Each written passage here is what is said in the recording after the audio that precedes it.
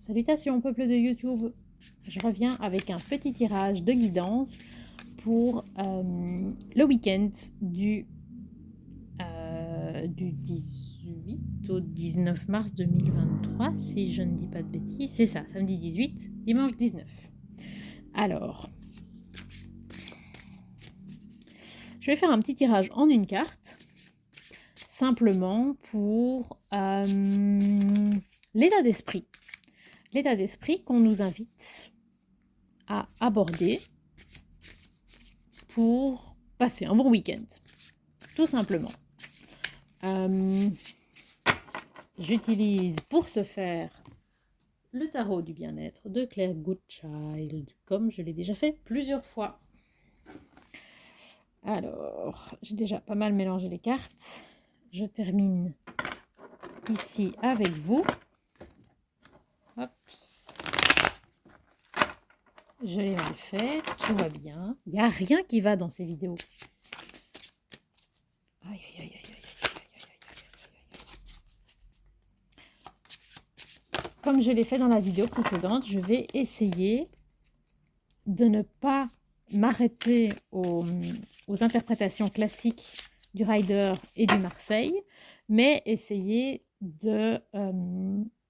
d'analyser la carte avec vous, enfin devant vous, pour essayer d'en dégager un message.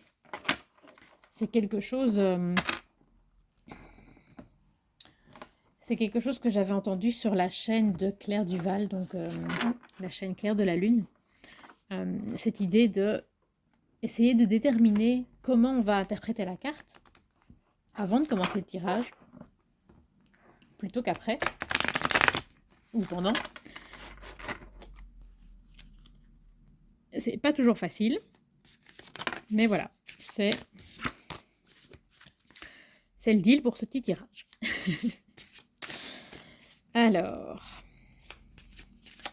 s'il y a une carte qui saute maintenant, je la prendrai. Donc, dans quel état d'esprit nous est-il? Ah, le 2 de bâton. Qu'est-ce qu'on voit sur ce 2 de bâton? Je ne sais pas trop quel est cet engin qui doit probablement être un dispositif médical. Je vous avoue que la première chose à laquelle je pense en voyant ça, c'est un pied de biche avec des fleurs. Qu'est-ce qu'elle nous raconte, ces petites fleurs?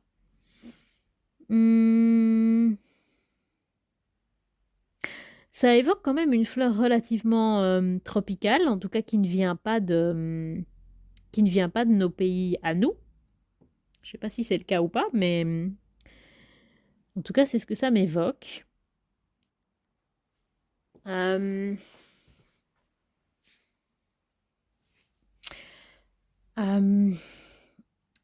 Cette carte me donne envie ça m'évoque un énorme stop. Un énorme non, je veux pas de ça. Arrière. C'est trop pour moi. Trop de changements, trop de choses qui sont différentes de ce que je connais, qui sont différentes de ma zone de confort, qui sont différentes de ce que j'ai envie, pour moi dans mon quotidien. Donc l'état d'esprit qui serait lié à ça, c'est d'exprimer clairement ses limites. Que ce soit vis-à-vis des autres ou vis-à-vis de soi-même. Ce qui n'est pas toujours facile. C'est parfois même plus compliqué d'être honnête avec soi-même qu'avec les autres. Voilà, c'est peut-être une difficulté en soi, d'arriver à dire non, d'arriver à dire stop, d'arriver à dire que ça ne nous correspond pas, que ça ne nous convient pas. Mais c'est ça que ça m'évoque.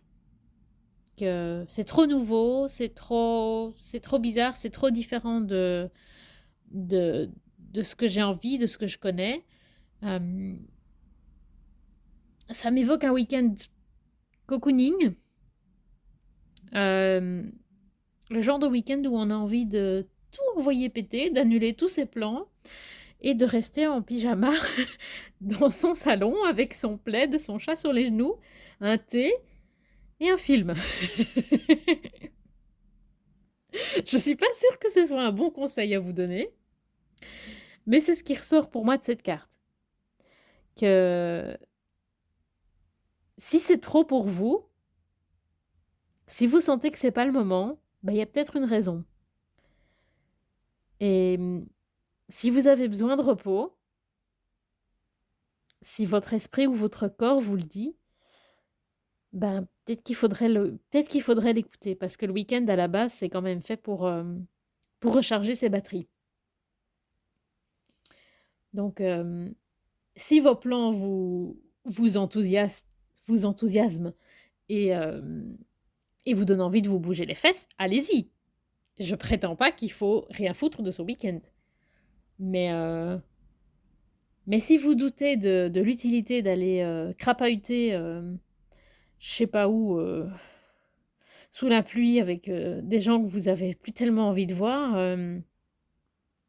ben voilà, posez-vous la question de est-ce que j'ai vraiment envie de faire ça? Voilà. J'espère que c'est inspirant.